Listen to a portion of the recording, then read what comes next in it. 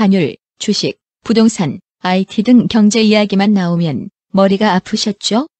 경제 뉴스, 신문을 봐도 무슨 이야기인지 알아듣기 힘드셨죠? 경제 브리핑 불편한 진실이 여러분의 확실한 두통 치료제가 되어드리겠습니다. 경제 뉴스가 연예 뉴스처럼 쉽게 들리는 그날까지. 경제 브리핑 불편한 진실.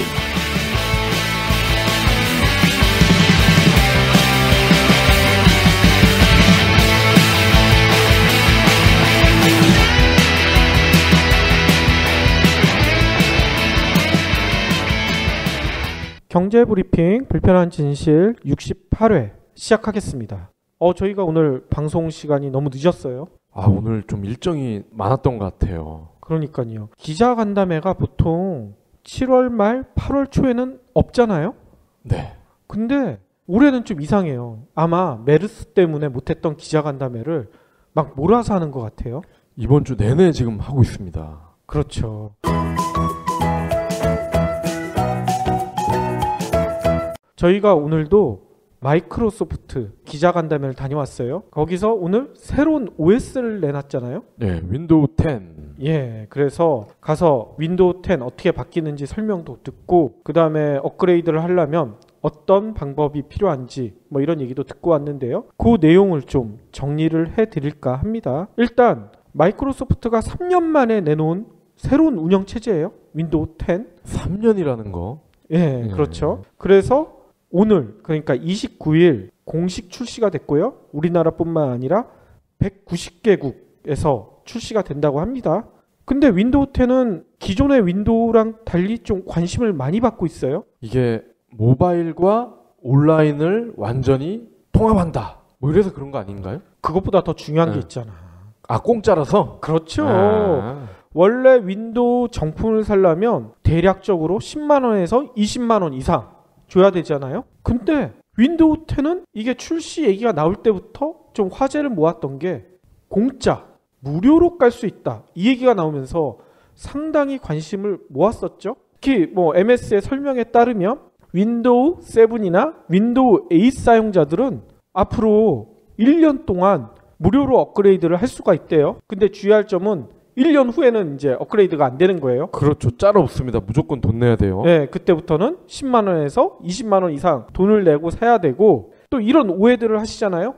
그러면 1년 후부터는 보통 윈도우 버전이 추가되거나 이럴 때 그러면 돈을 또 다시 내야 되는 거 아니야? 뭐 이렇게 오해하시는 분들도 있는데 그게 아니라 한 번 업그레이드를 하면 윈도우 10을 깔았던 디바이스가 완전히 아작이 날 때까지, 수명이 닿을 때까지 계속 무료로 업그레이드를 할 수가 있다고 합니다. 근데 윈도우 11이 나오기 전에 디바이스가 아작나긴 어려울 것 같아요.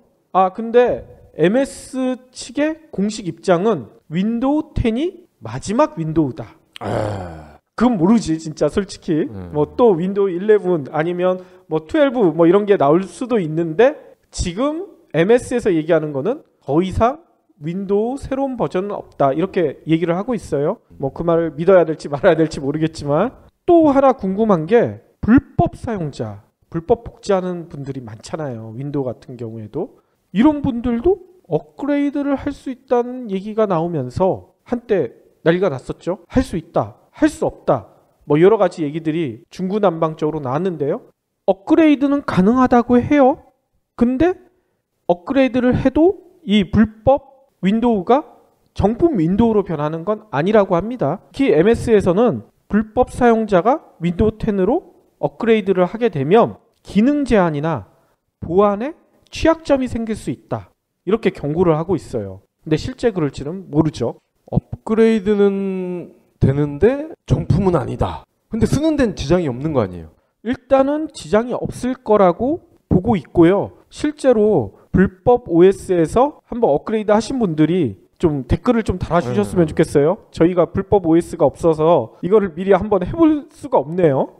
빠르면 내일쯤이면은 볼 수가 있겠네요. 그렇죠. 아무튼 뭐 저희 생각으로는 불법 사용자들 대부분이 윈도우 10 업그레이드에 나설지 않을까 이렇게 생각을 하고 있고요. 또 일각에서는 이런 의견들도 제시를 하죠. 윈도우 7이나 윈도우 8 사용하는데 전혀 불편하지 않는데 왜 굳이 윈도우 10으로 업그레이드를 해야 할까? 또 한편에서는 혹시 업그레이드 했다가 내 PC 망가지면 중요한 데이터 다 날아갈 텐데 그냥 무작정 업그레이드를 해도 괜찮을까?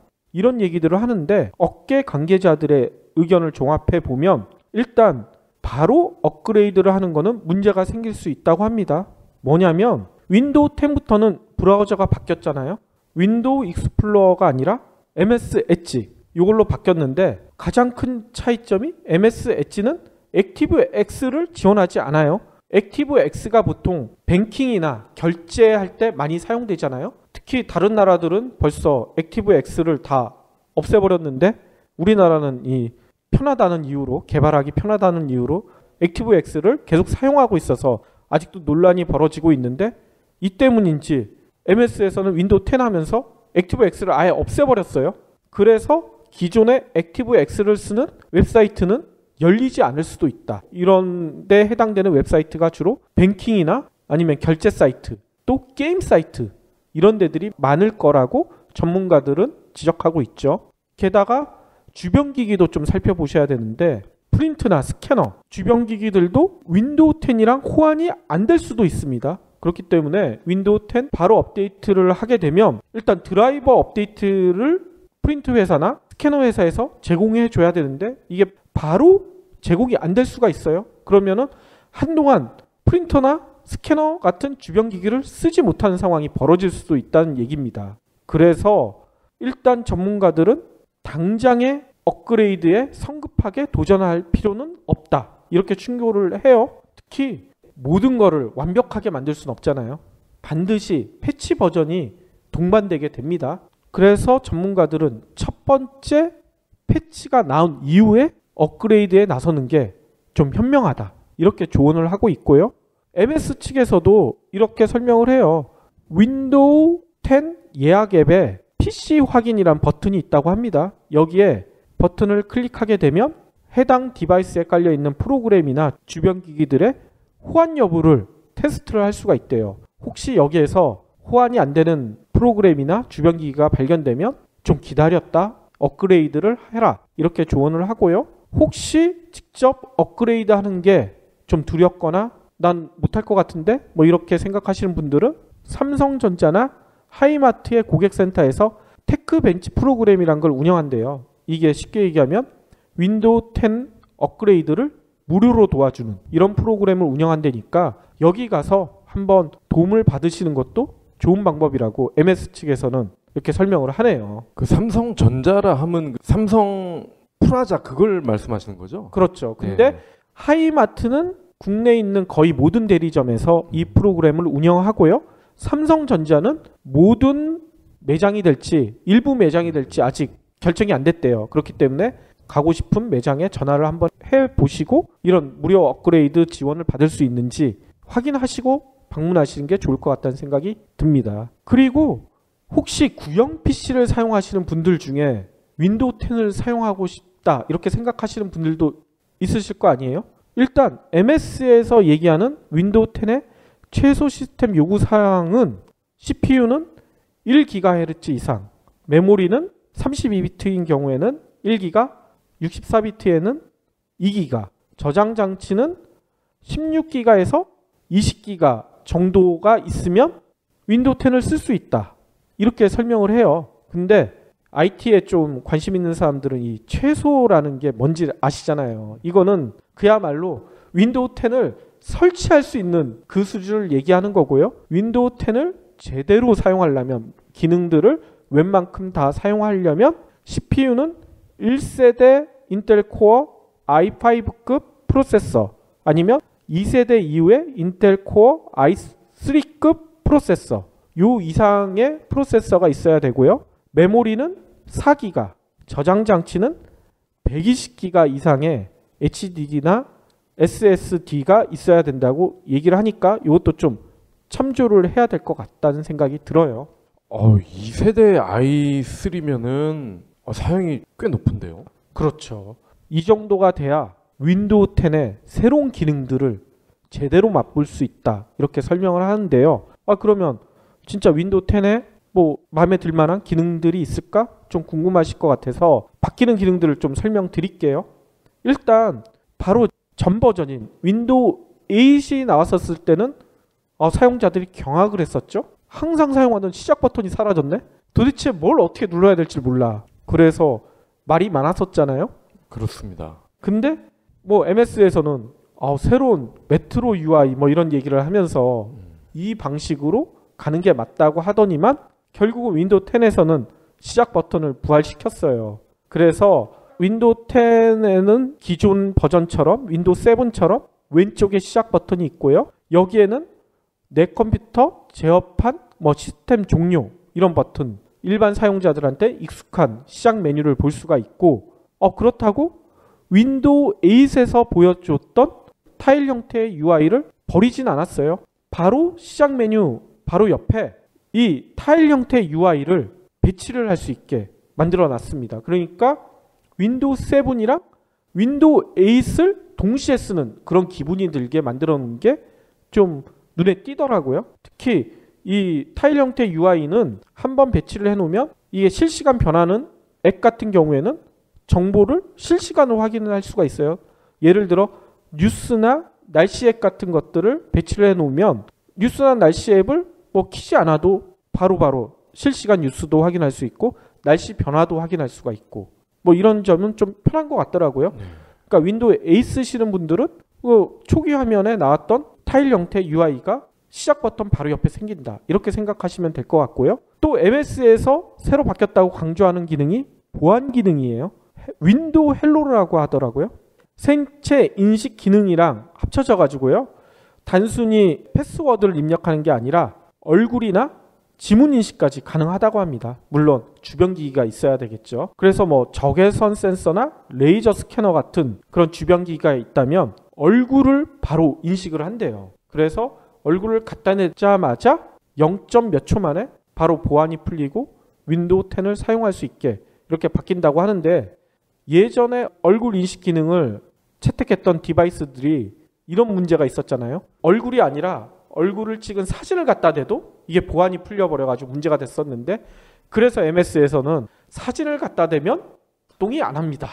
이거를 바로 시연을 보여줬었죠. 네.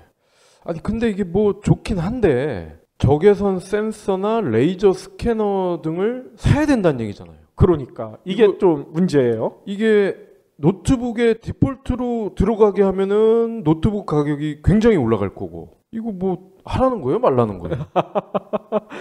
MS에서는 이런 얘기를 해요. 보안에 관심이 많은 사람들은 이런 기능을 사용하면 좋다. 특히 이런 얼굴 인식이나 지문 인식 같은 생체 정보나 또 암호 기술, 뭐 핀 번호 이런 것들도 외부로 유출이 안 된대요. 왜냐하면 이런 정보들은 각 디바이스 내에 있는 보안 칩 여기에 저장이 된다고 합니다. 네트워크를 타고 유출되지 않을 거다. 그러니까 비싼 적외선 센서나 레이저 스캐너 등을 사서 써라. 뭐 이렇게 얘기는 안 했지만 충분히 가능하다 이런 얘기를 했죠.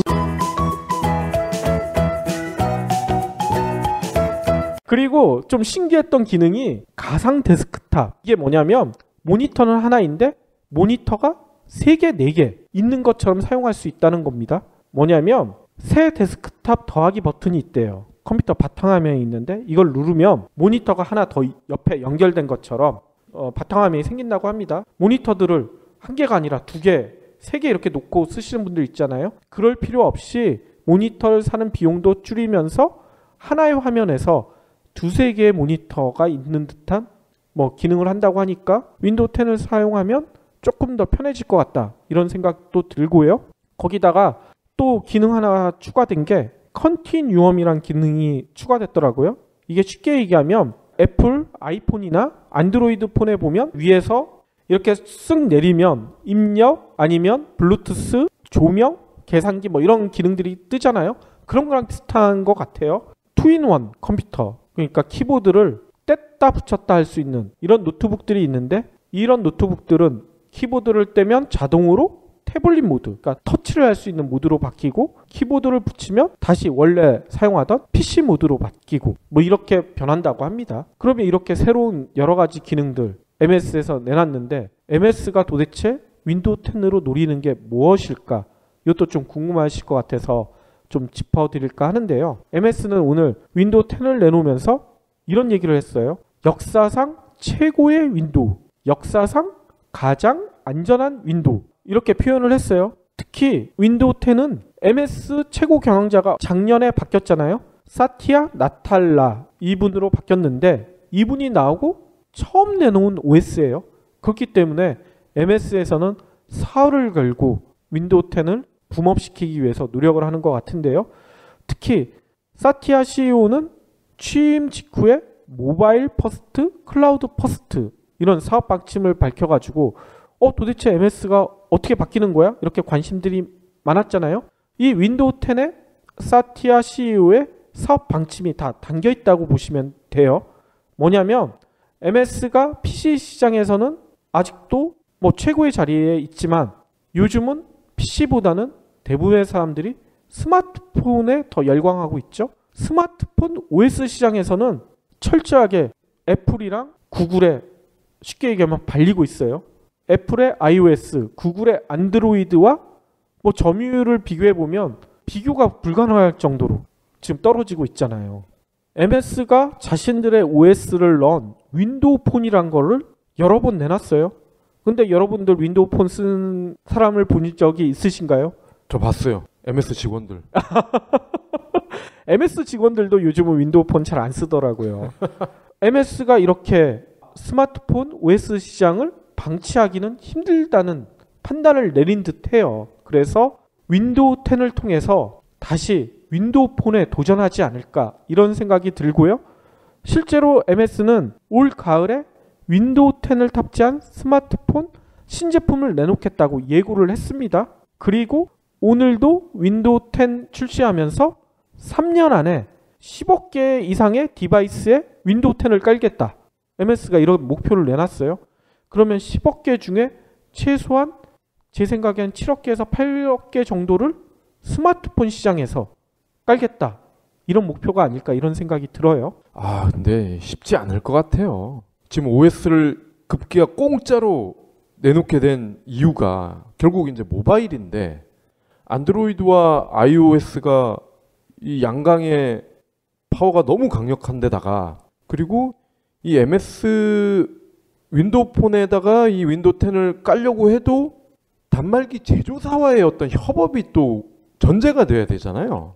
그렇죠. 그러면 구글이 과연 삼성이든 소니든 LG든 MS와의 이렇게 원활하게 작업을 하고 있는 거를 방관을 할까? 방해를 하지 않을까 싶죠. 그럴 가능성이 상당히 커 보이고요. 그렇기 때문에 MS가 일단은 PC 시장부터 붐업을 시켜야 되는데 과연 윈도우 7이나 윈도우 8 사용자들이 얼마나 윈도우 10을 깔지 요거를 좀 유심히 지켜보시면 앞으로 윈도우 폰에서 MS가 어느 정도 역할을 점유율을 차지할지 미리 예측이 가능하지 않을까 이런 생각이 들어요. 구글이 만약에 이렇게 좀 워낙 아군이 많고 되돌리기에는 윈도우 10이 매력이 없다. 그렇다면은 결국 애플처럼 자기가 만들고 자기가 팔고 이런 방법밖에 없는데 그러면 LG전자가 또다시 이제 매물로 나오고 소문이 나고 이런 이슈가 생기지 않을까도 싶어요. MS에서 전격 인수. 지금 구글이 사내 만에 소문은 있죠. 그렇죠. 아무튼 LG전자 참 불쌍합니다.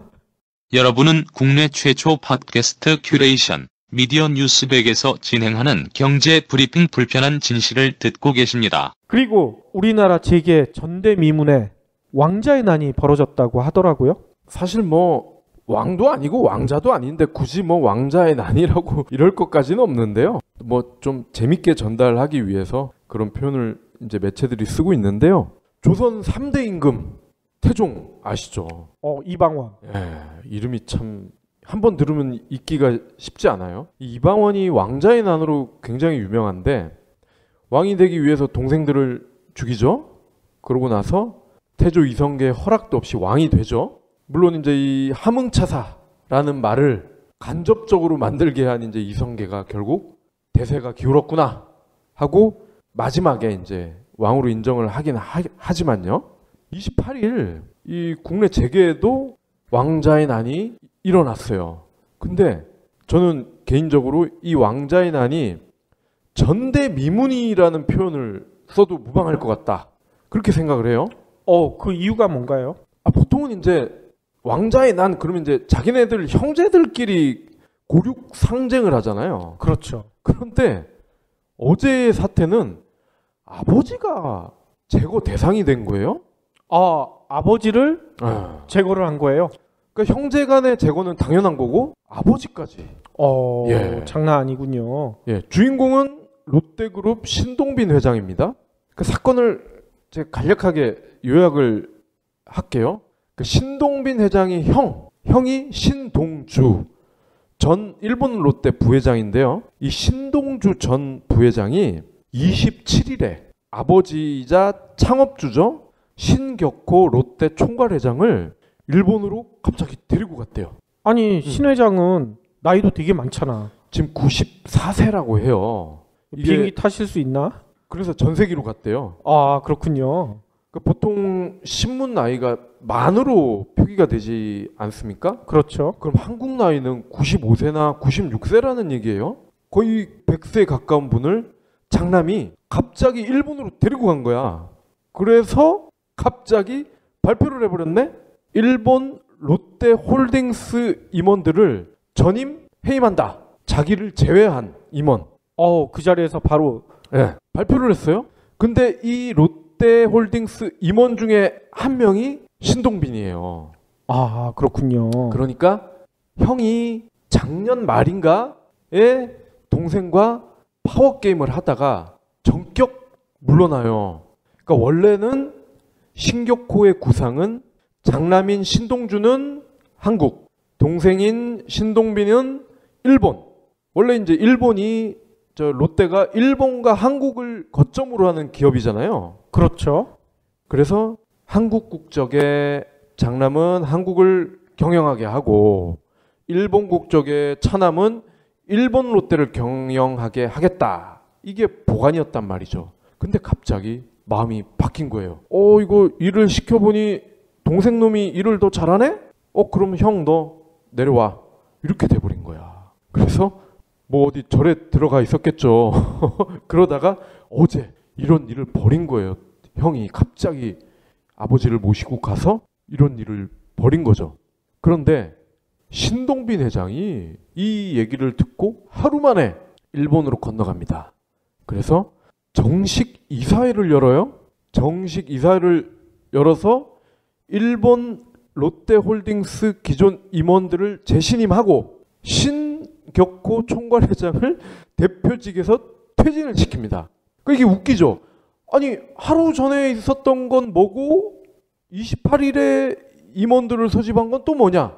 그러니까 27일에 형과 아버지가 파이어라고 한 거는 자기네들끼리 구두로 얘기를 한 거예요. 근데 28일에 있었던 이사회는 신동빈 회장이 정식으로 이사회를 열어서 거수를 한 거예요. 신격호 회장 퇴진 어떻게 생각하세요? 당연히 만장일치가 나오겠죠. 그렇겠군요. 그러니까 법적인 영향력이 있는 거는 28일에 신동빈이 했던 게 이거란 말인 거예요. 그러니까 하루 전에 형과 아버지가 했던 거는 그냥 개그 콘서트였던 거죠. 봉숭아학당이었네 한마디로. 아무런 법적인 영향력이 없던 쇼였던 거예요. 그러니까 저도 이게 좀 이해가 안 되는데, 그러니까 궁지에 몰린 신동주 전 부회장이 이렇게라도 하면 뭔가 반전이 있지 않을까라고 생각했던 모양이에요. 어쨌거나 신격호 회장은 여전히 지분이나 어떤 영향력에 있어서 가장 파워가 센 사람이니까. 그런데 어제 이를 계기로 이게 완전히 신동빈 체제로 이제 넘어와 버린 거죠. 일본 홀딩스 임원들이 바보입니까? 현재의 넘버원과 향후의 넘버원 중에 누가 더 가까운 미래의 넘버원이 될까? 저울질 다 하고 판단을 내린 거란 말이죠. 그렇겠네요. 그래서 형의 부탁으로 자신을 제거하는 데 동조한 아버지에게 칼날을 겨눈 거죠. 어차피 형이야 지금 개털이니까 뭐 법적으로 뭐 하고 말 게 없어요. 그냥 롯데 계열사의 대주주일 뿐이에요. 그래서 신동빈의 승리 요렇게 일단락이 난 것 같습니다. 근데 앞으로 계속 이 신동빈 체제가 유지가 될까? 이거는 좀 의문이 있을 것 같은데요. 그렇습니다. 그러니까 신동주 회장도 일본 롯데를 지배하는 게 롯데 홀딩스고요. 한국 롯데의 지주사는 롯데 호텔입니다. 근데 이 롯데 호텔의 지주 역할을 하는 게 일본 홀딩스고요. 그러니까 이게 복잡해요. 지금 얽히고 설켜 있단 말이죠. 그리고 롯데의 다양한 계열사들 있잖아요. 뭐 롯데 제과, 뭐 롯데 호텔 많이 있어요. 여기에 대주주가 신동주, 신동빈인 경우가 많아요. 그리고 지분이 비슷하거나 신동빈이 조금 많거나 뭐 이런 경우란 말이죠.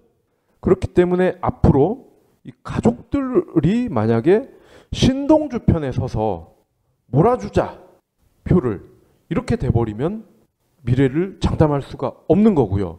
그리고 어쨌거나 지금 신격호 총괄 회장이 생존해 있기 때문에 유언이라든지 이런 걸로 해서 신동주를 도와줄 수도 있단 말이죠.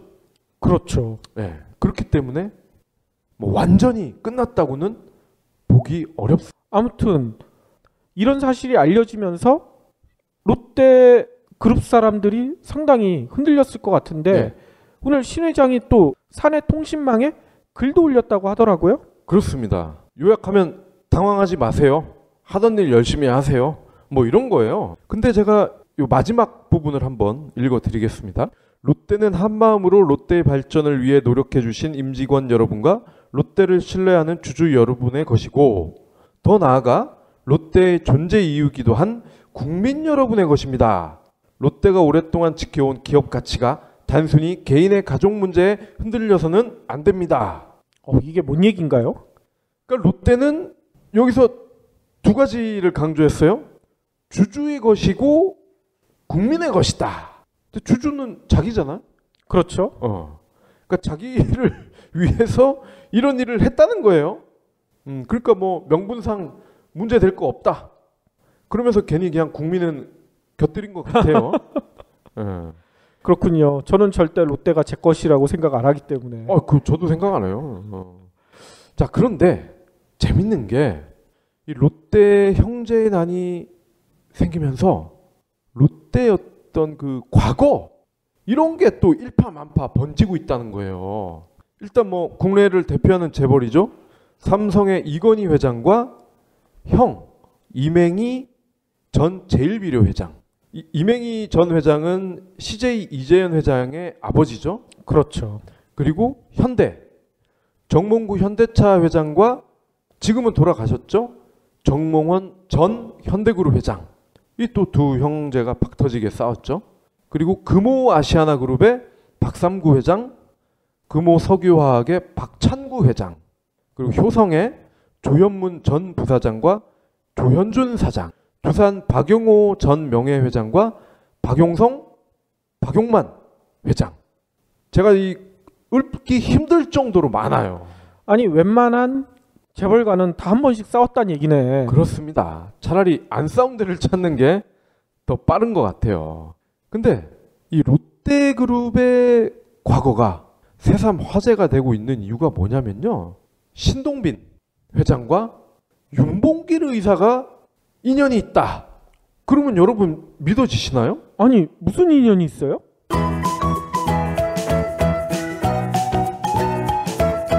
일단 아버지인 신격호 회장부터 말씀을 드릴게요. 일본 정재계 인맥이 정말 화려해요. 신격호 회장이 첫째 부인이 이제 일찍 돌아가셨어요. 그래서 두 번째 결혼을 하는데 이때 부인이 시게미스 하스코라는 분이에요. 근데 이 하스코의 외삼촌이 1930년대에 주중 일본 대사를 지낸 시게미스 마모루예요. 주중 일본 대사면 중국에 있었다는 얘기인데. 그렇죠. 근데 이때 시기가 굉장히 중요합니다. 1930년 되면 일본이 만주국을 앞세워가지고 한참 제국주의 노릇을 할 때예요. 그렇죠. 그래서 우리의 윤봉길 의사가 상하이 홍코 공원에서 뭐 도시락 폭탄을 던졌다 뭐 이런 얘기가 있는데 뭐 사실 도시락은 아니라고 그러죠. 그렇죠.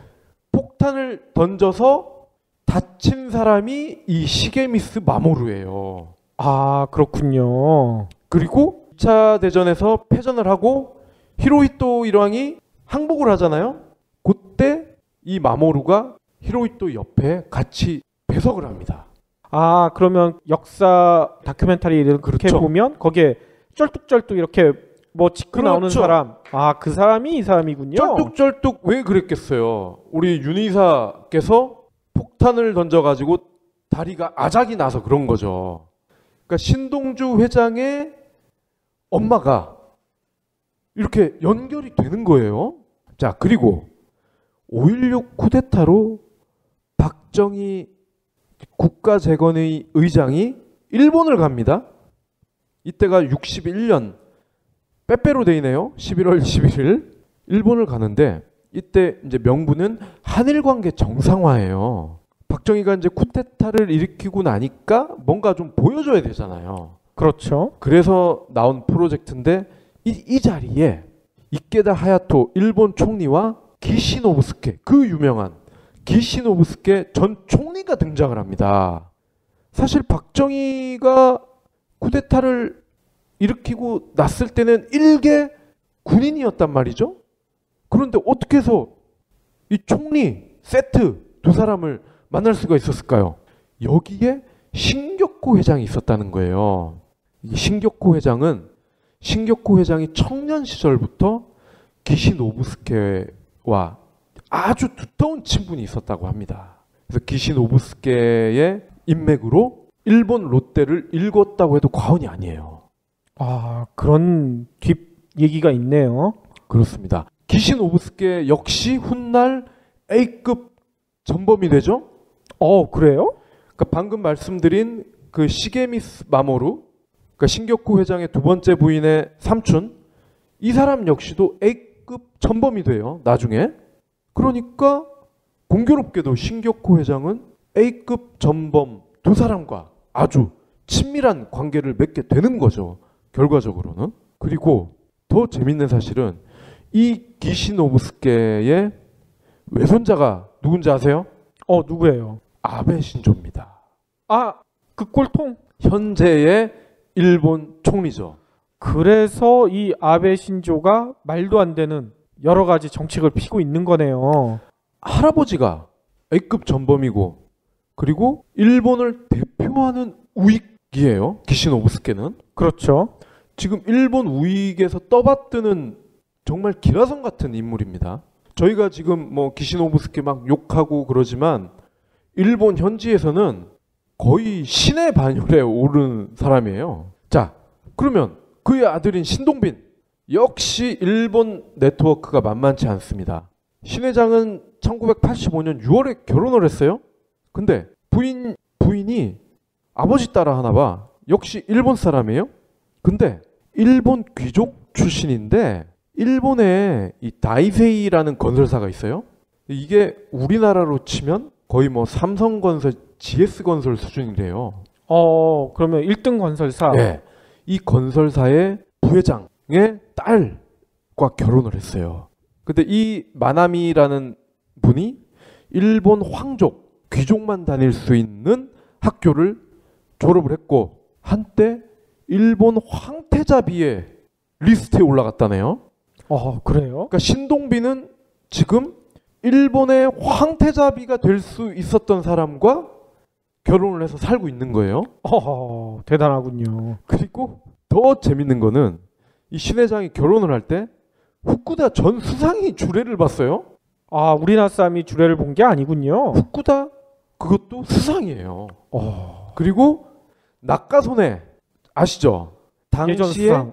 현직 수상이었어요. 현직 수상. 현직 수상이 축사를 했어요. 결혼식에 와서. 야, 이건 어떻게 받아들여야 될까요? 그리고 이게? 일본의 에이스인 기시노부스케가 이때도 빠지지 않고 나와요. 신동빈 결혼할 때도 등장을 합니다. 당연히 이제 신격호 회장 안면을 봐서 나왔겠죠. 그리고 더 재밌는 거는 신동빈 회장과 아베 총리가 불알 친구라는 사실이에요. 그러니까 신격호 회장과 기시노부스케의 어떤 교류가 있었으니까 어릴 때부터 도쿄 시부야에서 친구처럼 지냈대요. 그리고 또 동갑이고. 그러니까 이러한 사실들이 지금 어제 왕자의 난이 일어나면서 더 일파만파 퍼지게 됐고 화제가 된 거죠. 근데 이 아빠가 아들을 보고 배운다고 해야 될까요? 사실 이번 왕자의 난은 세대에 걸쳐서 일어난 2차입니다. 2차. 아, 먼저 한번 난리가 났었나 보네요. 1차는 벌써 이 아버지이자 장남인 신격호 회장 때 몇 번에 걸쳐서 일어났어요. 그러니까 신 회장이 동생이 5명이 있어요. 근데 딱 한 명, 신선호 씨라고 하네요. 이분을 제외하고 나머지 동생들과는 모두 법정 공방을 펼쳤습니다. 오. 이것도 기록이에요. 5명 중에 4명의 동생과 인정사정 없이 싸웠어요. 그 중에 여러분들이 아실 만한 분들이 농심그룹 회장이죠. 신춘호 씨. 그리고 롯데 푸르밀 회장 신준호 씨. 그리고 동화면세점 사장이죠. 신정희 씨. 요 세 분은 재계에서도 유명한 분이죠. 이분들과도 예외 없이 법정 싸움을 했고요. 그리고 좀 씁쓸한 부분인데 롯데가 얼마 전에 롯데 라면이라고 나온 거 기억나세요? 한때 난리가 났었죠. 네. 근데 이게 신춘호 농심 회장을 겨냥한 일종의 그 신격호 형의 어떤 그런 거죠.